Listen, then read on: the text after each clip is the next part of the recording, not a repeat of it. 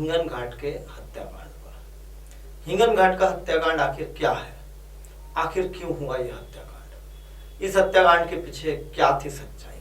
जब अंकिता अपने घर से निकली थी कॉलेज जाने के लिए, लेक्चरर अंकिता जब किसी एक लड़के को, उसी के गांव के एक लड़के को जब ना कहती है तो क्या हुआ। जानते हैं इस पूरी हकीकत के पीछे की कहानी, आखिर क्या गुनाह था अंकिता, आखिर एक औरत क्या होती है, उसकी क्या होती है अवस्था।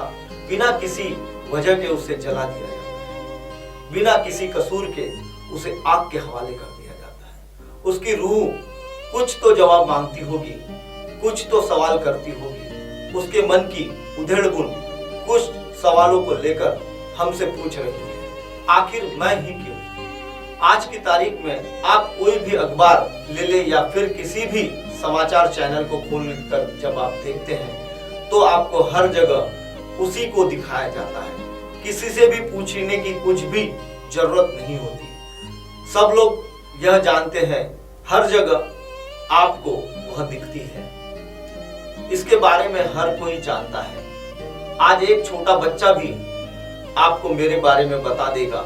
सच में आज मैं इतनी पॉपुलर हो गई हूँ जितनी शायद कभी नहीं थी, और अगर आज मैं वही साधारण जिंदगी जी रही होती तो शायद इतनी फेमस नहीं हो सकती थी। आपको पता है, यह शोहरत मुझे मेरे मरने के बाद मिली है, या फिर कह सकते हैं मेरे जलाने के बाद मिली है। क्या करूं मैं ऐसी शोहरत का जिसका दर्द मेरे लिए मेरे मरने के बाद मेरे माता पिता दोनों को ताउम्र भर जीना पड़ेगा।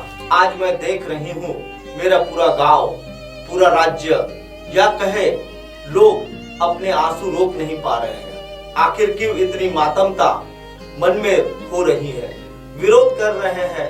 मैं पूछना चाहती हूँ उन सभी से जो मेरी मौत के जिम्मेदार है, आखिर क्या कसूर था मेरा। मेरी मौत के जिम्मेदार क्या सिर्फ वही शख्स है जो मेरा ना नहीं सुन सका और उसका शैतान जाग गया और बिना कुछ सोचे समझे उसने मुझे आग के हवाले कर दिया। अब आप ही बताइए, आखिर इसमें मेरी गलती थी।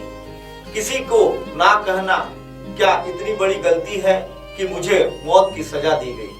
कितना रोई, कितना चिखी, मगर उसने मेरी एक ना सुनी और कर दिया मुझे आग के हवाले।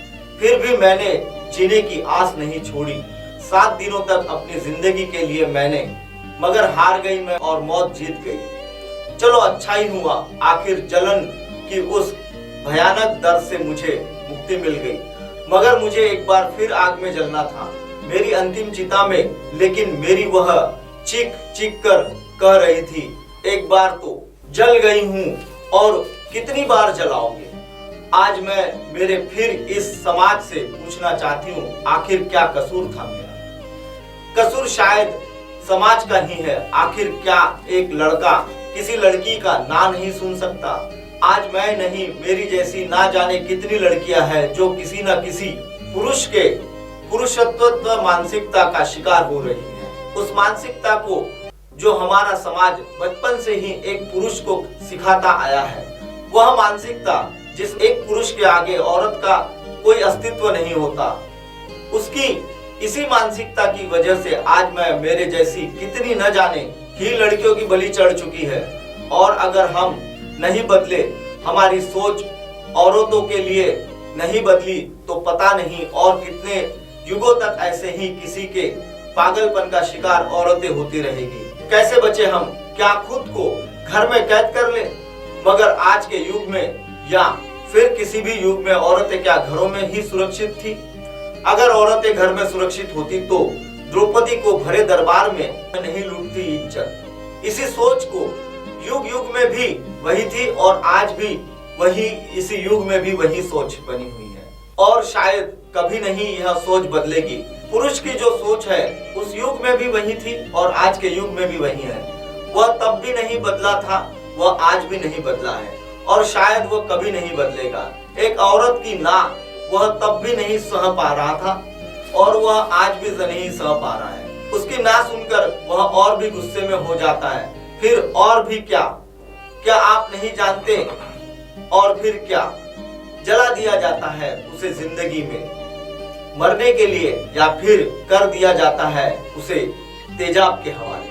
तिल तिल मरने के लिए मुझे तो अपने दर्द से छुटकारा मिल गया, चली गई मैं इस संसार से किसी और दुनिया में, मगर मेरी रूह चीख चीख कर पूछ रही है उस इंसान से जो शायद इंसान कहलाने के लायक ही नहीं है, कि आखिर मेरा कसूर क्या था, आखिर क्या था मेरा कसूर, कोई बताएगा मुझे।